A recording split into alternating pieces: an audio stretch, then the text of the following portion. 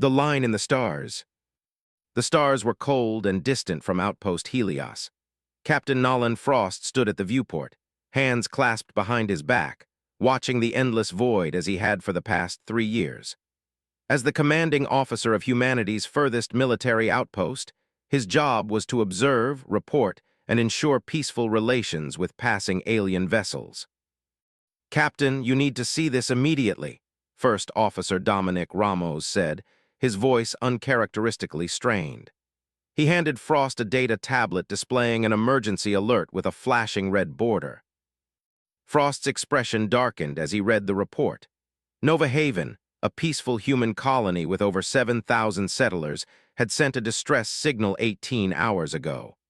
By the time the nearest patrol ship arrived, there was nothing left but ruins and bodies. "Play the recording," Frost ordered, his voice tight. The main screen flickered to life, showing the colony under attack. Strange obsidian ships descended from orbit, their hulls seemingly absorbing light rather than reflecting it. From them poured creatures in dark armor, methodically destroying everything in their path. The colony's meager defense force fought bravely but was quickly overwhelmed. "The Shroud Collective," Lieutenant Veronica Way whispered. "It has to be them." Everyone had heard rumors about the Shroud, a mysterious faction that existed beyond the borders established by the Galactic Consortium. For 30 years, an uneasy peace had held along that border, until now.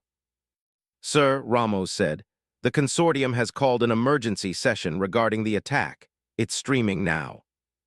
The feed switched to show the Grand Assembly Hall on Centaria Prime.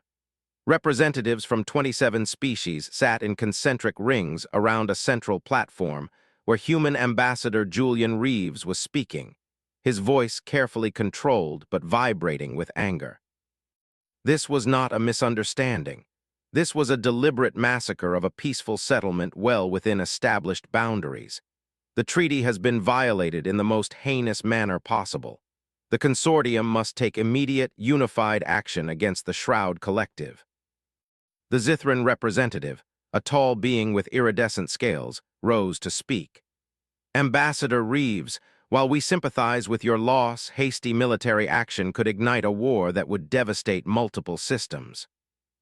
"A war has already begun," Reeves shouted, his composure finally breaking. 7,000 humans are dead." One by one, other representatives spoke. Some offered condolences, others suggested investigations or diplomatic initiatives. None supported immediate military intervention against the Shroud. The Vexari delegate, a small creature with multiple eyes, spoke last. "Perhaps your colony extended beyond approved settlement parameters. Perhaps there was some provocation we are unaware of." Frost felt ice in his veins as he watched. Nova Haven had been well within human territory. There had been no provocation. The Consortium arbiter, an ancient Medusan named Zorlax, raised a hand for silence.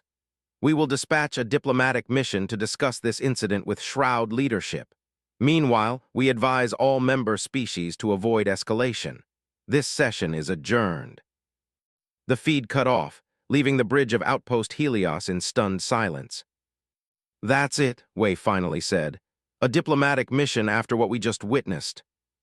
Frost turned to his crew, all human, all having just watched their people being slaughtered, and all having witnessed the Consortium doing nothing meaningful about it. "The Consortium has made its position clear," Frost said, his voice cold and measured. "They won't fight, they won't even defend us." He sat in his command chair, thinking. Humanity had worked hard to integrate into galactic society after first contact 30 years ago. They had tempered their aggressive tendencies, controlled their strong emotions, and restrained their ancient warrior instincts to accommodate the Consortium's peaceful ideology. Frost had been there when Earth joined the Consortium. He remembered the pride he felt when humanity finally took its place among the stars. They weren't alone anymore. They had allies, or so they thought. "Sir, what do we do now?" Way asked. Frost looked at each member of his crew. In their eyes, he saw not blind fury but the cold, focused anger that had driven humans to overcome every challenge throughout their long history. "The Shroud crossed the line," Frost said. They invaded our territory and killed our people. The consortium won't act, but we will. He stood. Lieutenant Wei, send a message to Earth High Command. Include the attack footage and the consortium meeting. What should the message say, sir? Frost thought for a moment. The line is crossed. They won't protect us. We must protect ourselves. The crew stared at him, understanding what he was suggesting. Humanity had promised to follow consortium protocols to let the Galactic Council handle interspecies conflicts. But the Council had just demonstrated they wouldn't protect human lives. This is bigger than our outpost, Frost continued. The entire consortium has failed us, but before Earth can respond, we need information. Ramos, pull everything we have on Shroud ships and weapons. Wei, contact our other outposts along the border quietly. Find out if there are other attacks happening. As his crew leaped into action, Frost looked back at the stars. Humanity had buried its warlike nature under layers of civilization and diplomacy. They had shown only their peaceful face to the galaxy. But deep inside, every human was the spirit of their ancestors who had fought and survived against impossible odds.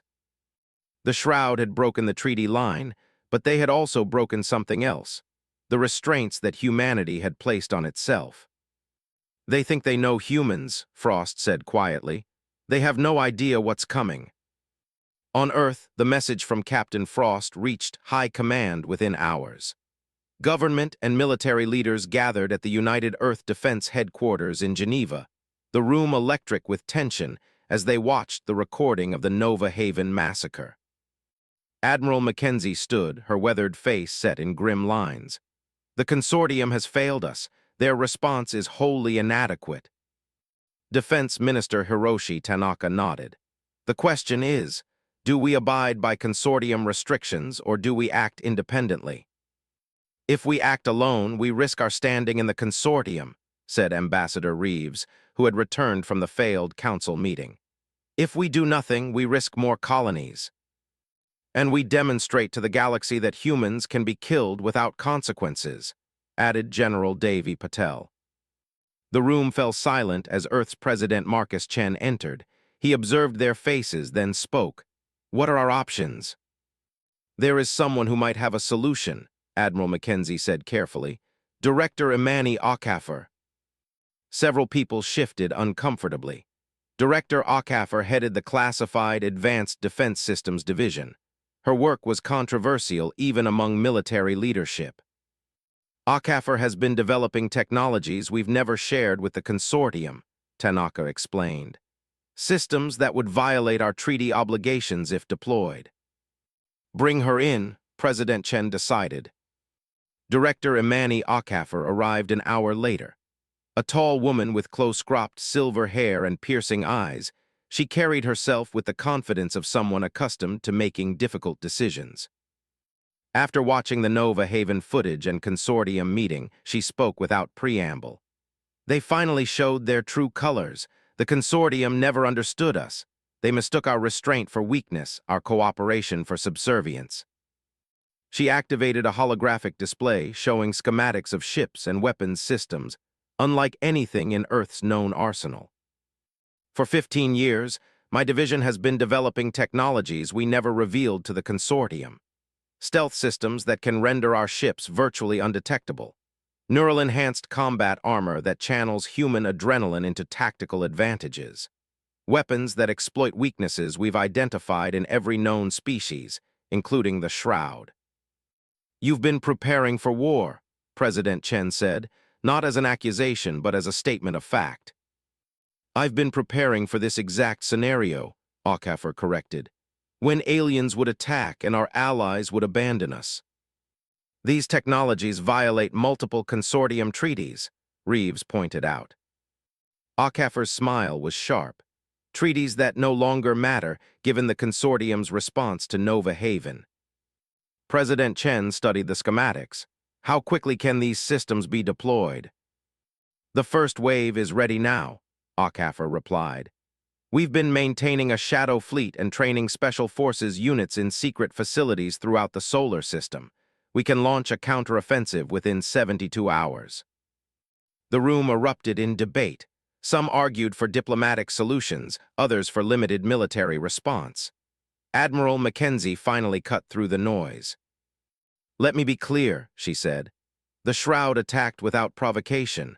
The consortium refused to act. If we don't respond decisively, more colonies will die. We would be betraying our own people." President Chen nodded slowly. "Director Akafer, you have authorization to deploy your systems. Admiral Mackenzie will coordinate the military response." He looked around the room. "As of this moment, Earth has withdrawn from the consortium's military non-intervention treaty. We remain open to peaceful relations, but we will no longer be bound by restrictions that prevent us from defending our people." News of Earth's decision reached the consortium quickly. A special session was called, with Ambassador Reeves representing humanity. "We've received reports that humans are mobilizing previously undisclosed military assets," the Zithran representative said accusingly. "This violates multiple treaty provisions." "Earth respects the consortium's right to choose diplomacy," Reeves replied calmly. "We are merely ensuring the safety of our remaining colonies."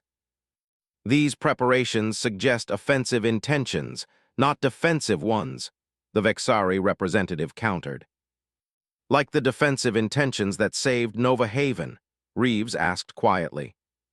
The chamber fell silent as a hologram appeared in the center, Director Akafer, speaking from the command ship Nemesis.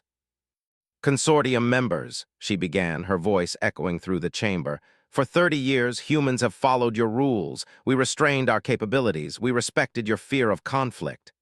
Her eyes swept the assembly. "You mistook our patience for weakness. You're about to meet the real humanity." "Is this a threat, Director?" the Arbiter asked, ancient eyes narrowing. "No," Akafer replied evenly. "It's a promise.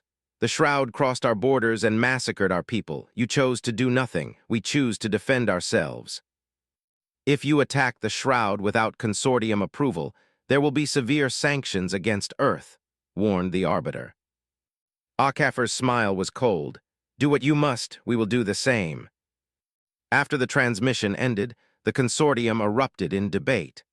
No species had ever so openly defied consortium protocols before. Across human space, ships moved into position. Soldiers donned neural-enhanced combat armor. Weapons that had been hidden for years were brought into the open. Humanity had waited. Humanity had watched. Humanity had held back. But the line was crossed, and now the beast was awake. The human fleet, 50 warships with hulls coated in light-absorbing material, moved silently toward Shroud territory. On the bridge of the flagship Nemesis, Director Akafer stood beside Fleet Commander Joaquin Rivera, watching as they approached the first target. "Shroud outpost detected," reported the tactical officer. "They haven't noticed us." Akafer nodded. "That's the advantage of technologies we never shared with the consortium." She turned to Rivera. "Send the message to all ships. Operation Retribution begins now." On the assault carrier Vindication, Captain Frost briefed his strike team. Each soldier wore the new combat armor, neural links glowing softly against their skin. "The Shroud believes they can kill humans without consequence," Frost said. "Today we teach them fear." The attack began with shocking speed. Human ships appeared seemingly from nowhere, their stealth systems rendering them invisible until the moment they opened fire. The Shroud outpost, a jagged structure floating in space, barely had time to raise alarms before the first strikes hit. On Centaria Prime, consortium representatives watched in stunned silence as reports flooded in. "The humans have destroyed 3 Shroud outposts in less than a standard day," the Zithran military advisor reported, disbelief evident in his voice. "How?" demanded the Vexari representative. "Their ships weren't even near Shroud space yesterday." "They possess technologies we weren't aware of," admitted the advisor. "Stealth systems more advanced than anything we've encountered, and their ground troops," he paused, consulting his data pad. "Their combat effectiveness exceeds all previous assessments by orders of magnitude." The Arbiter looked troubled. "We knew humans were resourceful, but this suggests they've been developing military capabilities in secret for years."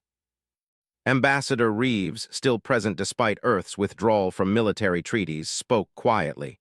We developed defenses as any prudent species would. We simply hoped never to need them. His eyes swept the chamber, until our allies abandoned us.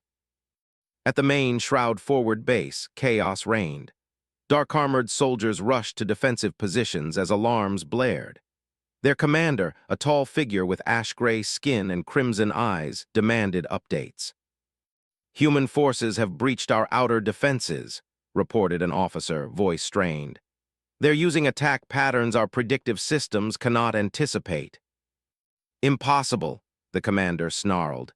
Humans are predictable. The consortium assured us their military was primitive and restrained.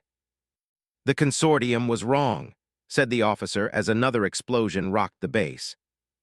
Outside, Captain Frost led his strike team toward the base's main entrance. Shroud defenders fired energy weapons, but the shots seemed to glance off the humans' armor. More remarkably, as the battle intensified, the soldiers' armor began to glow brighter, pulsing with energy. Form up, Frost ordered. Breach pattern Alpha. The soldiers moved with perfect coordination, advancing under fire. Their weapons, designed specifically to penetrate Shroud defenses, cut through the enemy lines with devastating efficiency. Inside the base, the Shroud commander watched security feeds with growing alarm. What is happening to their armor? It's getting stronger under attack. Unknown technology, replied a science officer. It appears to be channeling their biological responses, their anger, their adrenaline into combat power. The commander hissed in frustration. The consortium said humans suppressed their emotions in battle. This is the opposite. On Centauria Prime, the consortium session had devolved into crisis management as reports continued to arrive, each more concerning than the last. The humans have taken 5 Shroud bases in less than 2 days, reported a military advisor. Their ground troops display combat effectiveness far beyond our estimates. They fight like, the Zithran representative struggled for words, like unchained predators. The Arbiter turned to Ambassador Reeves. This cannot continue. You must tell Director Awakens to cease her attack immediately and return to diplomatic channels. Reeves smiled coldly. I'm afraid Earth no longer recognizes the consortium's authority in this matter. The time for diplomacy ended when you chose inaction after Nova Haven. The Shroud will retaliate, warned the Vexari representative. This could spiral into full-scale galactic war. Perhaps you should have considered that, Reeves replied, before you decided our dead weren't worth defending. As predicted, the Shroud Collective retaliated. 4 days after the human offensive began, a Shroud strike force bypassed newly established human defenses and attacked the colony of Proxima Station. Unlike Nova Haven, Proxima was ready. Director Awakens had positioned the destroyer Vigilant near the colony, and as Shroud ships appeared, it immediately engaged them. On the ground, defense units activated a planetary shield system. From her command ship, Awakens watched the battle unfold. Status report on Proxima Station, she ordered. The Shroud broke through Vigilant's outer defense line, reported her tactical officer, but the ground shield is holding. Civilian casualties minimal. Awakens nodded, her face grim but satisfied. The Shroud expected another easy massacre. Instead, they found teeth. The battle for Proxima Station lasted nearly 12 hours. When it ended, the colony still stood, and the Shroud attackers had been destroyed or driven back. For the first time, a human settlement had successfully repelled a Shroud assault. News spread quickly throughout human worlds, where people celebrated. In consortium space, other species watched with growing unease. They're not just fighting back, a Zithran observer told the Arbiter. They're winning. The Arbiter stared at the reports, his ancient face troubled. We misjudged them, he said quietly. All these years, we thought we were helping humans restrain their violent tendencies. He looked up. What if they were restraining themselves and we merely took credit for it? On the captured Shroud base that now served as a forward command post, Captain Frost received new orders. His team would lead an assault on the main Shroud fortress, where intelligence suggested their leadership was gathered. Frost briefed his soldiers, who now looked at him with newfound respect. Their first victories had proven what humans could achieve when unleashed. "The Shroud still doesn't understand what they've awakened," Frost told them. "They crossed our borders and killed our people, thinking there would be no consequences." He checked his weapon. "We are the consequences." Reckoning and Revelation. 2 weeks into Operation Retribution, Captain Nolan Frost stood in the war room of the captured Shroud outpost, studying holographic displays of the Shroud's central command fortress. The massive structure orbited a dying star in a system known only as Terminus Point. Intelligence indicated that the Shroud Collective's leadership council resided there, directing their forces from behind multiple defensive barriers. Their outer defenses consist of automated weapon platforms and minefields, First Officer Ramos explained, highlighting sections of the display. Then 3 rings of defensive ships, and finally the fortress itself. Direct assault would be costly. Frost nodded grimly. "And yet, that's exactly what we're going to do." Director Ockhafer's face appeared on a communication screen. "Captain Frost, we've analyzed the data recovered from the Shroud bases you've captured. There's something you need to see." The holographic display shifted, showing encrypted communications between Shroud commanders and an unidentified third party. The encryption had been partially broken, revealing fragments of messages. "What am I looking at, Director?" Frost asked. "Evidence that the Shroud weren't acting alone," Ockhafer replied, her expression darkening. "We've detected transmission signatures consistent with Zithran and Vexari communication protocols." The implications hit Frost like a physical blow. Consortium members were communicating with the Shroud before the Nova Haven attack. "Not just communicating," Ockhafer clarified. "Look at these logistics files, weapons shipments from Consortium space to Shroud territories, the same weapons used at Nova Haven." Lieutenant Wei shook her head in disbelief. "The Consortium armed the people who attacked us." "Not the entire Consortium," Ockhafer corrected. "A faction within it.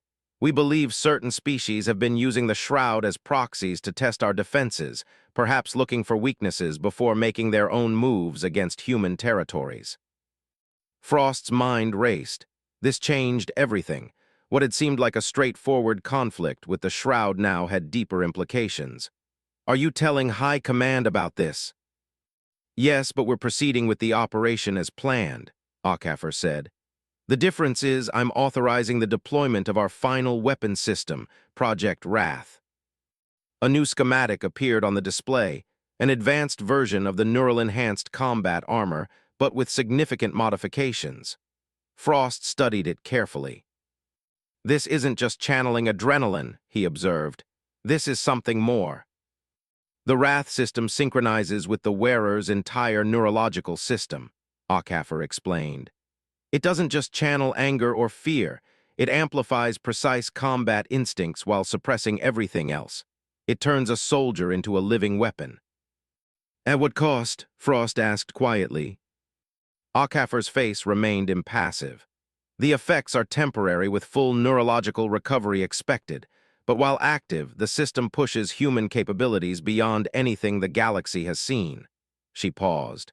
"I'm sending a team equipped with Wrath to join your assault. Use them as your spearhead." After the communication ended, Frost turned to his officers. "Prepare the fleet. We attack in 6 hours." On Centaria Prime, the Consortium's emergency session had been ongoing for days. The rapid human advance through Shroud territory had shocked the galactic community. Some species advocated joining the humans, others proposed sanctions, while many simply watched in stunned silence. Ambassador Reeves entered the chamber unexpectedly, causing a hush to fall over the assembly. He walked directly to the central podium without waiting for recognition. "Esteemed representatives," he began, his voice carrying easily through the hall, "we have discovered something that may interest you all." With a gesture, he activated a holographic display showing the evidence of weapons transfers from Consortium space to the Shroud. Gasps and mutterings filled the chamber. These are shipment records from Zithran and Vexari-controlled space to Shroud territories, Reeves continued. The same weapons used to massacre Nova Haven. The Zithran representative stood immediately. This is fabricated, a human attempt to divide the consortium. The authentication codes are genuine, Reeves replied calmly. And we have more. Communication logs between certain consortium officials and Shroud leadership dating back 2 years. The Arbiter's ancient face showed genuine shock. If this is true... It is, Reeves interrupted. While the consortium publicly maintained peace with humanity, elements within your ranks were arming our enemies and coordinating attacks on our colonies. This cannot be the action of legitimate governments, argued the representative from Solari, a species long friendly to humans. It must be rogue elements, extremists. Perhaps, Reeves conceded, but these rogue elements had access to military-grade weapons and official diplomatic channels. They operated with remarkable freedom. He looked pointedly at the Zithran and Vexari representatives, almost as if they had protection. The chamber erupted into chaos, with representatives shouting accusations and denials. The Arbiter repeatedly called for order as factions began to form along new lines, those who believed the evidence and those who rejected it. Whether you choose to acknowledge this conspiracy or not, Reeves continued when the noise subsided, be aware that Earth is responding accordingly. Our offensive against the Shroud continues, and those found complicit in their attacks will face similar consequences. The battle for Terminus Point began as 20 human warships dropped out of faster-than-light travel at the edge of the system. Leading the assault was the Nemesis, with Director Ockhaffer personally commanding the operation. The Vindication, carrying Frost's forces, moved into position alongside it. Shroud defenses are activating, reported Frost's tactical officer. They're launching interceptors. Activate stealth systems, Frost ordered. All ships execute Formation Delta. The human fleet split into 3 groups, executing a complex maneuver that confused Shroud targeting systems. The first layer of defenses, automated platforms, fired into empty space as the stealthed human ship slipped past. On the Nemesis, Ockhaffer watched with satisfaction. Captain Frost proceed with Phase 2. Frost turned to his strike team, 30 soldiers in standard neural-enhanced armor, and at the front, a dozen figures in the new Wrath system armor. The Wrath soldiers stood perfectly still, their armor a deep crimson with pulsing black lines that seemed to absorb light. Your objective is the central command structure, Frost told them. Neutralize Shroud leadership and secure their command systems. He looked at the Wrath team leader, Major Diana Vega, whose eyes reflected an unnatural focus. Major, your team will breach the main defenses. Vega nodded once, her movements precise and economical. We'll open the path. The assault carriers launched, racing through the chaotic space battle toward the fortress. Shroud defense ships fired desperately, but the human vessels weaved between shots with impossible precision. Inside the Shroud fortress, the Supreme Commander watched the approaching human ships with mounting horror. How are they bypassing our defense grid?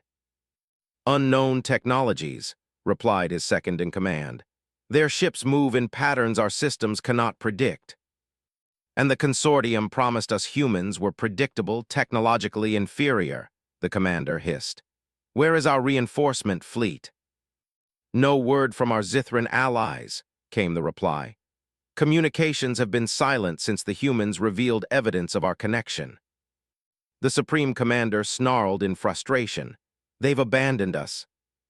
Outside the fortress, the human assault carriers docked against the outer hull. Explosive charges detonated, breaching the structure. From the smoke emerged the Wrath team, moving with inhuman speed and coordination. Shroud defenders fired energy weapons, but the Wrath soldiers seemed to anticipate each shot, dodging with precision or absorbing impacts without slowing. Major Vega led the charge, her movements fluid yet mechanical, like a perfectly calibrated machine. Behind them came Frost and his regular forces, securing each section as the Wrath team cut deeper into the fortress. Through helmet cameras, Director Okafor watched the Wrath system in action from the Nemesis. "Extraordinary," she murmured as Vega single-handedly neutralized 4 Shroud warriors in less than 3 seconds.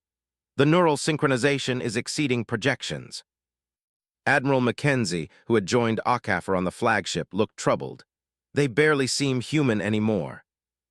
"They're the ultimate expression of humanity's capacity for war," Okafor replied. "A capacity we've hidden from the galaxy until now."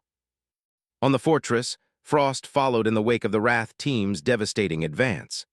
They had carved a direct path to the central command chamber, leaving stunned or fallen Shroud warriors behind them. "Breach team in position," Vega reported, her voice unnervingly calm as she placed charges on the command center doors. "Detonating in 3, 2, 1. The massive doors blew inward. The Wrath team surged through the opening, followed by Frost and his soldiers.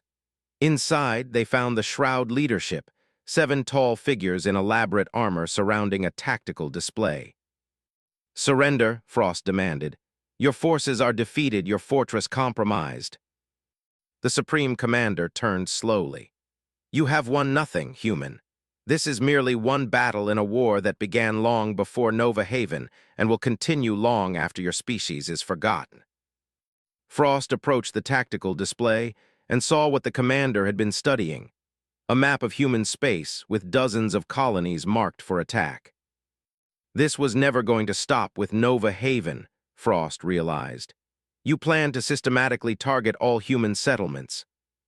"Of course," the commander replied. "Your species represents an unacceptable variable in the greater equation. The consortium recognized this from your first contact. Humans are too unpredictable, too adaptable, too dangerous to be allowed unrestricted growth." Major Vega moved silently to Frost's side. Despite the Wrath system's influence, he could see a flicker of shock in her eyes. "The consortium sanctioned this?" Frost asked. "Not officially," the commander said. "But certain influential members understood the necessity. They provided weapons, intelligence, and diplomatic cover while we did what they lacked the courage to do themselves." Frost activated his communication link. "Director Okafor, are you receiving this?" "Every word, Captain," came Okafor's voice. "Securing their data systems now."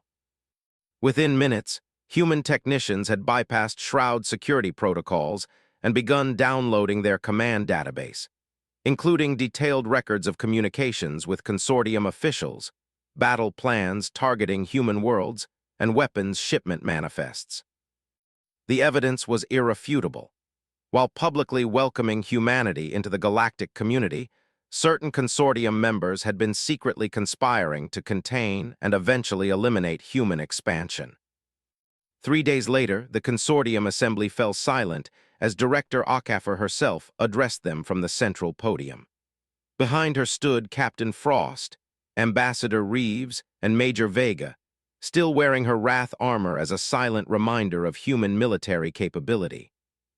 "Representatives of the Galactic Consortium," Okafor began, "the conflict with the Shroud Collective has ended.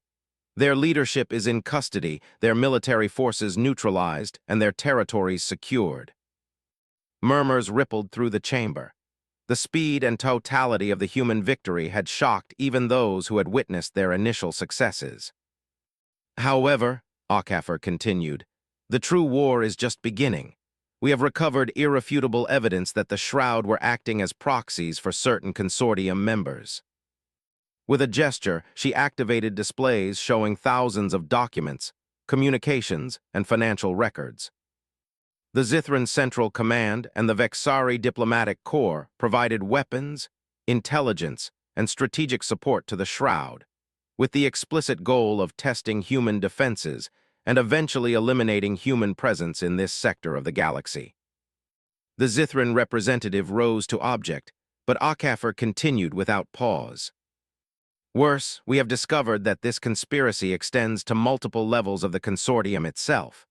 Certain officials believed humanity represented a destabilizing force in the galactic community, too aggressive, too adaptable, too unwilling to accept artificial limitations on our development." She looked directly at the Arbiter. They were right about one thing: humanity will not accept artificial limitations. Not from the Shroud, not from the Consortium, not from anyone. The Arbiter's ancient eyes met hers. What are you proposing, Director Akaffer? I am not proposing anything. I am informing you of Earth's decision. As of today, humanity withdraws completely from the Galactic Consortium. We will establish a new entity, the Terran Alliance, open to any species that wishes to engage with humanity on terms of genuine equality and mutual respect. Gasps and exclamations filled the chamber. No species had ever completely withdrawn from the Consortium in its thousand-year history. You cannot, began the Zithran representative. We already have, Ambassador Reeves interjected. The decision is made. The documents establishing the Terran Alliance have been signed by Earth's government and the leaders of 17 human colonies. And what of those found complicit in the conspiracy against your people? The Arbiter asked quietly. Director Akaffer's expression hardened. Justice will be served. The primary conspirators will face tribunals for their role in the Nova Haven massacre. As for their governments, she paused. We leave them to the judgment of the Consortium itself. Will you continue to harbor those who plan genocide, or will you finally recognize that peace cannot exist without accountability? The Arbiter looked around the chamber. Seeing the divisions already forming as representatives, absorbed the implications of the human evidence. You have sparked a firestorm that may consume us all, Director, he said finally. No, Akaffer replied. You did that when you allowed the massacre of Nova Haven to go unanswered. We merely brought the hidden fires into the light. 1 month later, Captain Frost stood on the observation deck of the newly constructed Terran Alliance headquarters in Earth orbit. Beside him stood Director Akaffer, watching as ships from various species arrived for the founding conference of the new alliance. 7 species have already applied for membership, Akaffer noted, including the Solari and Medusans. The consortium is fracturing along lines of those who supported the conspiracy and those horrified by it. And the Wrath system? Frost asked. Akaffer gestured to where Major Vega stood nearby, now wearing a standard uniform. The haunted look that had followed her after disconnecting from the system was fading gradually. Deactivated and stored, a weapon of last resort, not our first choice. She looked at Frost. We've shown the galaxy what humanity is capable of when pushed too far. Now we need to show them what we can build when treated as equals. Frost nodded, watching as more ships arrived. The galaxy had fundamentally changed in the wake of Nova Haven and humanity's response. The old order, built on the Consortium's hierarchical structure and false promises of protection, was giving way to something new. They thought they knew us, Frost said quietly. They thought humans were just another predictable species to be managed and eventually contained. Their mistake, Akaffer replied, was forgetting the most fundamental truth about humanity. We adapt, we evolve, we overcome. We crossed the oceans, we reached the stars, and now we're reshaping the galaxy itself. Below them, Earth turned slowly, beautiful, and fragile, the homeworld of a species that had finally revealed its true strength to the stars. The line had been crossed, humanity's wrath had been unleashed, and the galaxy would never be the same. The Terran Alliance was born from fire and blood, but its future would be forged by the indomitable human spirit that had carried the species from stone tools to starships.